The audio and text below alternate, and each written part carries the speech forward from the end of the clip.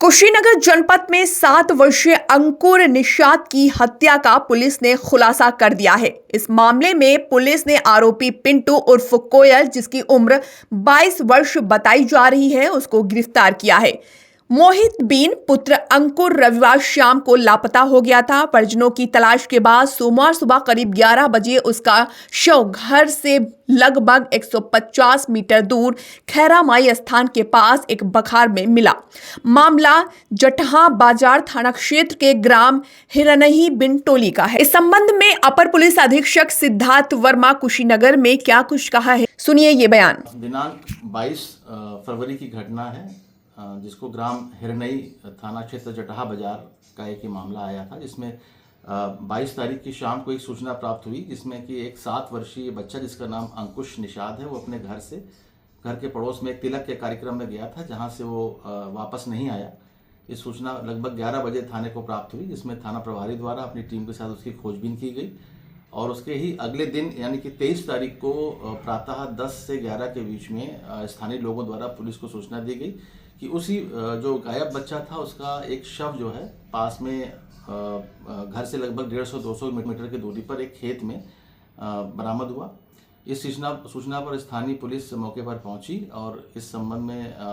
सुसंगत धाराओं में अभियोग पंजीकृत किया गया। बच्चे के शव को पोस्टमार्टम के लिए भेजा गया और इसमें एसपी महोदय द्वारा 5 टीमों का गठन किया गया और इस टीम द्वारा इसमें बहुत ही वैज्ञानिक तरीके से और स्थानीय स्तर पर पूछताछ करके इस घटना का 24 घंटे के अंदर खुलासा किया गया और इसमें ये तथ्य प्रकाश में आया कि उस बच्चे के पट्टीदारी में लगने वाले एक चाचा, जिसका नाम पिंटू निषाद है उर्फ कोयल, ये पुत्र बिशुनी, ये पास थी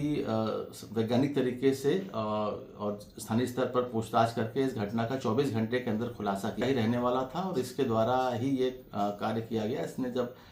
सख्ती से पूछताछ की गई तो इसके द्वारा ये बताया गया कि घटना वाले दिन इसके द्वारा उस बच्चे को 52 रुपये का लालच दे करके एक अरहर के खेत में ले जाया गया,